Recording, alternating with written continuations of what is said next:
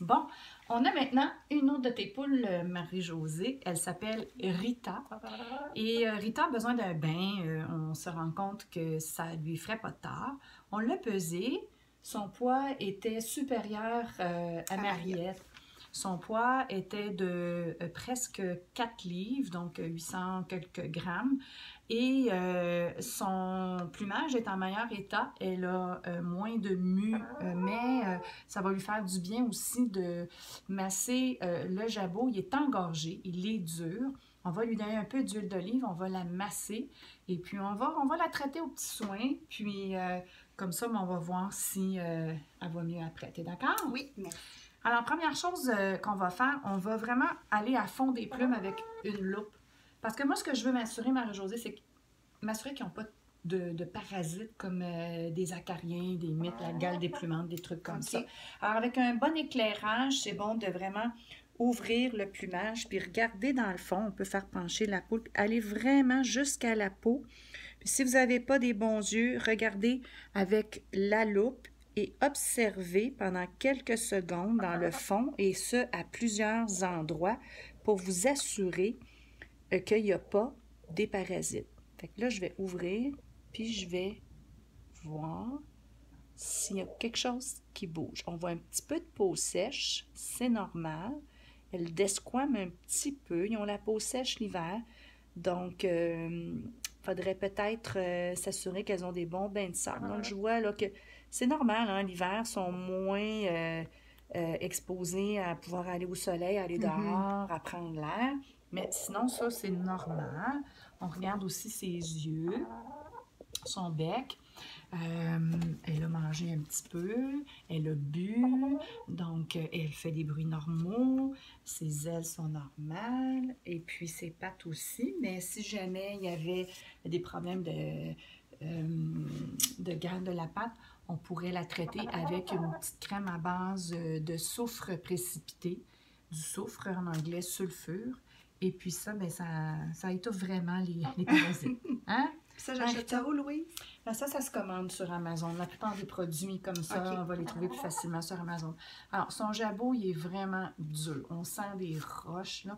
Je pense qu'en le massant, déjà, il a commencé à s'assouplir, mais il faut vraiment là, avoir une certaine souplesse là, quand on pèse, que ce soit pas dur comme de la roche, mais qu'on puisse avoir un petit spring normal. Elle est curieuse, hein? Elle est fine. Oui. Alors, donc la prochaine étape, je vais faire couler l'eau, je vais la déposer dans le lavabo. Elle n'a probablement jamais eu de bain, cette poule-là, donc ça se pourrait qu'elle essaye de débattre les ailes. C'est normal. On va la sécuriser et puis on va la nettoyer comme il faut pour donner un exemple de comment on fait ça, baigner une poule, la nettoyer. Et puis après, on va la rincer, la sécher. Et on va assécher avec le séchoir un bon 20-30 minutes pour être sûr qu'elle ne prenne pas un coup de froid. As-tu des questions? Non, juste savoir avec quoi qu'on la lave. Normalement, on recommande des savons très doux pour les animaux, ou du savon noir, ou du savon de Marseille qu'on peut ramper. Ça, le savon de Marseille, c'est excellent. C'est des gros morceaux de cubes qu'on achète dans les magasins d'aliments naturels. Et puis, on rampe ça dans l'eau. Puis, c'est parfait pour assouplir, surtout quand on veut tremper les pattes quand ils ont la gale de la patte. Mais tu n'es même pas obligé. Là, on va juste vraiment la rincer. Moi, je vais mettre juste un petit savon d'eau pour animaux, juste pour dire que je lave un peu. Mais je ne veux pas assécher sa peau. Mais on peut aussi utiliser parfois des produits qu'on recommande pour les peaux sèches. C'est des huiles qu'on met dans l'eau comme du Derma Oil si jamais il y avait vraiment un problème de peau. Donc, mais c'est vraiment très simple. Là. Nous, en passant, je répète, là, on n'est pas des vétérinaires, on ne se substitue pas à un vétérinaire. On prend soin de nos poules, on fait des trucs de base. On n'est pas là pour prescrire non plus des produits qui sont réservés à la pratique vétérinaire, mais dans tous les cas, c'est bon de faire un examen de notre poule pour déterminer si oui ou non on devrait aller justement chez le vétérinaire avec nos poules. Parfait. Alors, je vais préparer. Et dans le fond du lavabo, Marie-Josée, j'aime bien déposer une serviette pour que les pattes de la poule ne glissent pas. Puis avant toutes ces procédures-là, n'oubliez pas de bien nettoyer, désinfecter toutes vos surfaces et vos lavabos. Moi, j'ai fait tremper de l'eau pendant 20 minutes avec de l'eau javelisée pour que les lavabos soient vraiment très propres. Je vais quand même mettre le bouchon pour commencer, puis la déposer dans un peu d'eau pour que ses pattes soient confortables. Et je vais mettre l'eau tiède. Pas trop froid, pas trop chaud, juste confortable. Puis on va la laisser s'acclimater, s'habituer tout doucement à cette expérience qu'elle n'a jamais vécue. Donc ça va être tout nouveau pour elle. Et on va tasser les autres.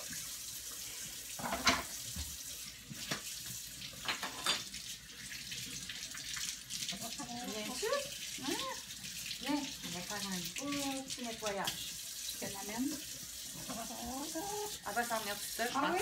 OK, viens. Viens, Rita. Viens. Viens. Viens. Viens. Viens.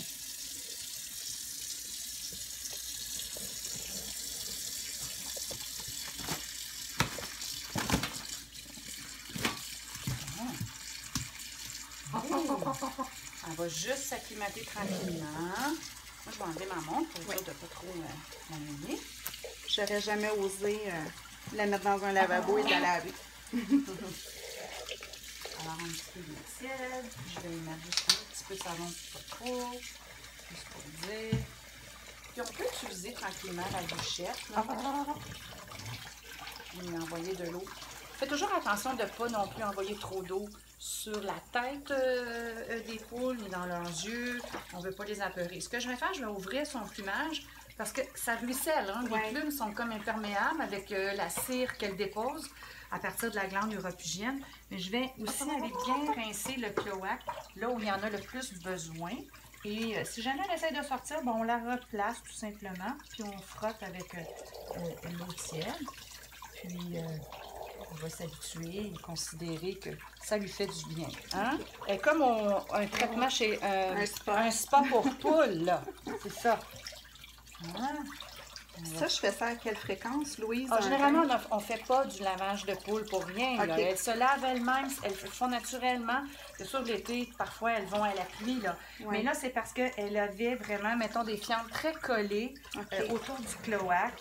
Ou, mettons qu'elle avait été blessée ou tu aurais eu besoin de bien la nettoyer, ça peut faire du bien dans ces cas-là. Ou si elle avait eu des parasites, comme des miettes ou des poux, on peut faire un bon nettoyage avant de procéder à un traitement de poudre antiparasitaire. OK?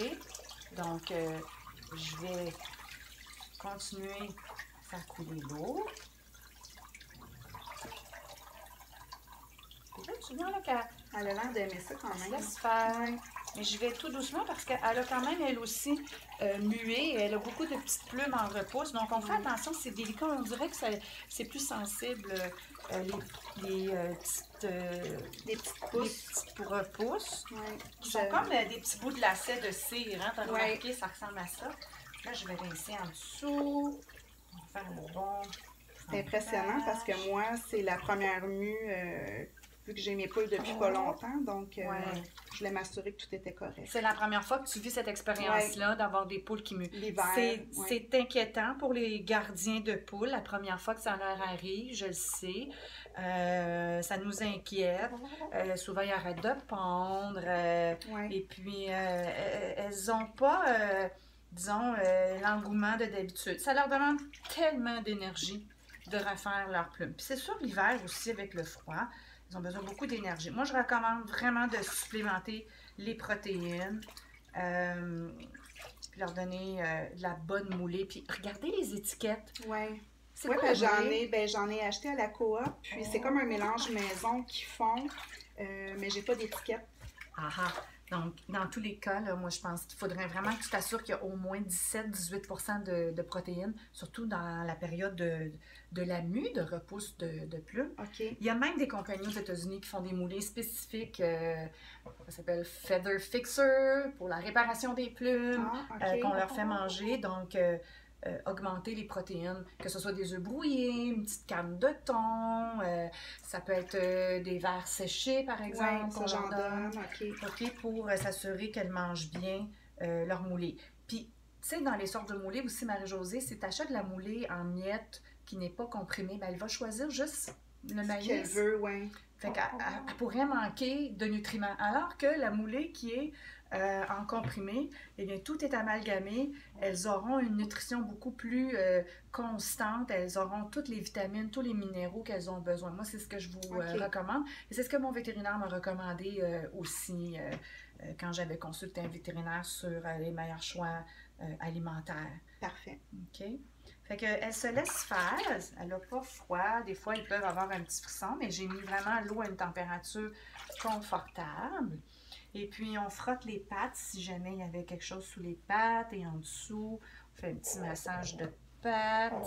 Oui, ça fait du bien.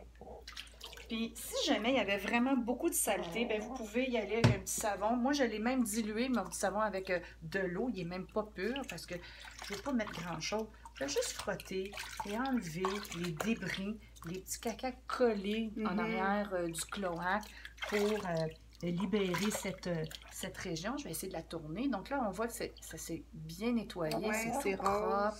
Et puis, on va bien assécher tout son plumage pour s'assurer qu'elle n'est pas froide.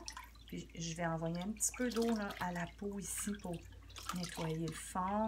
Un petit peu plus de misère ici à se nettoyer, là. Oui. À ce temps-ci de l'année. Ah, oui. Voilà. Donc, on va en profiter pour regarder le visage. Puis la petite face, oui. Puis le bec. Oui. Tu ouvres la bouche? Tu veux-tu ouvrir la bouche? Non? Puis l'hiver, est-ce que je dois mettre quelque chose sur sa crête? Ben, des fois, l'hiver, j'aime mettre un petit peu de vaseline ou du backbone s'ils vont dehors, puis qu'il fait très froid, puis qu'ils ventent. Là. Mais moi, ils vont aller dehors quand il fait beau, puis que le temps est clément. Mais à ce temps-ci de l'année, effectivement, si jamais elles allaient dehors par temps très froid, soit du backbone ou tout simplement, tu peux prendre un petit peu de gelée de pétrole, comme ça. OK. Je me suis mis à genoux par temps pour que vous puissiez mieux me voir, puis me mettre à sa hauteur. Fait que j'en badigeonne sur mes doigts, là. Je vais venir tout simplement badigeonner les petites pointe de sa crête, puis c'est sec un petit peu ici en avant. Oui. On va faire du bien. Je mets ça. J'en mets pas trop. C'est sûr que la gelée de pétrole va comme descendre sur ses plumes, puis si après un bain de sable, ça va colorer son plumage. C'est pas grave. OK. OK. Mais ses yeux sont beaux. Ses barbillons aussi. Eh bien. Elle est en santé. Oui, oui. Elle est juste petite, parce que peut-être qu'elle manque de protéines. Oui, moi je trouve aussi que, regarde son gelé. Oh, elle a subi un peu de piquage, elle, hein? Elle est rouge. Oui, c'est ça, je voulais te montrer. Alors, on va lui mettre un petit peu de bleu de méthylène ici. On voit qu'elle a été picorée par ses petites amies. Et pour éviter que ça s'aggrave, je vais lui mettre du bleu de méthylène. Et ça va, disons, peut-être pas régler à 100% le problème, mais ce que ça fait, c'est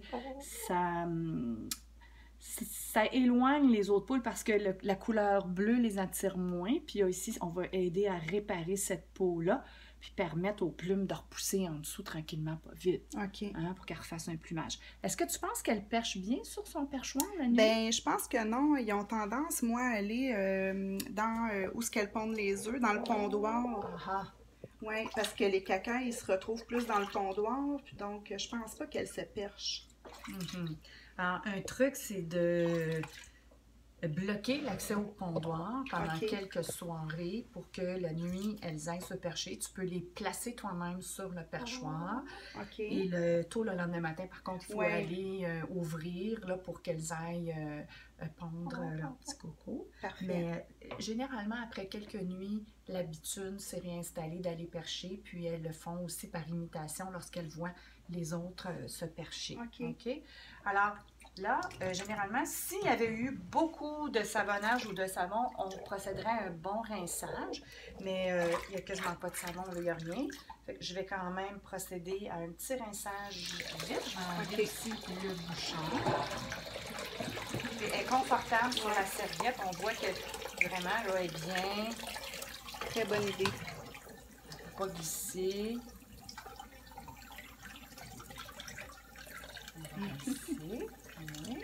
Ah, je vois bien sa glande uropygienne. Regarde, je veux voir. Regarde sa belle petite glande uropygienne. Ah, voyez-vous juste ici? Oui. C'est magnifique. Ça, là, c'est vraiment un organe spécial qui favorise de pouvoir mettre toute son huile la cire sur son plumage. Ah, je me rappelle, tu en avais parlé dans la formation sur les poules pondeuses, oui. Oui, tu as une belle petite glande.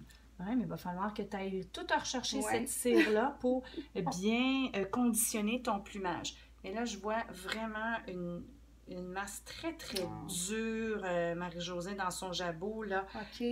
Moi, ce que je te suggère aussi, c'est de lui donner un petit peu d'huile d'olive. Ah, OK. Pour essayer d'assouplir ça. Hein? Oui, ouvre la bouche. On va essayer de lui en donner. Si ça ne fonctionne pas comme ça, je vais la coucher tout à l'heure pour pouvoir lui en donner quelques gouttes. OK. Pour essayer d'assouplir, puis on va masser un petit peu la masse. Parfait. OK. Là, ce que je vais faire, je vais la sortir puis l'envelopper d'une belle serviette sur la surface ici. Tu vas me passer la serviette beige à côté de toi. Et puis, on va l'envelopper bien comme il faut. Donc, la beige. Ah, la beige, excuse-moi. Qui est plus épaisse. Pour pas qu'elle ait froid. On va essayer d'éponger au maximum ses plumes pour la sécher. Puis après, on va lui donner un petit coup de séchoir. Ah, mon Dieu, OK. OK. Est-ce qu'il faut la sécher? Dans le fond, ça doit être long, sécher au séchoir? Ou... Ah oui, il faut compter... Parce que c'est pas de l'air chaud, j'imagine, qu'on met trop tiède, chaud. OK. Pas trop fort, pendant un bon 20-25 minutes. Ouais. Faut être patient. Il vente fort dehors, fait que non, je veux pas avoir froid. Et puis souvent, même après le séchage, je la laisse à l'intérieur dans une cage pour terminer le séchage en profondeur, puis qu'elle ait le temps de commencer à tout nettoyer, séparer ses plumes par elle-même pour qu'elle ne prenne pas de froid. C'est sûr, l'été, il n'y a pas de quand problème. il fait chaud, c'est moins... Mais il faut quand même sécher l'été. Ah oui, OK. Ah oui, regarde, je vois vraiment une grande section dans le cou ici où il n'y a plus de plumes. Ouais. Et elle a été un petit peu picorée. C'est rouge, hein? C'est un petit peu magané, là. On voit mieux quand elle est mouillée. Oui, oui, on voit mieux.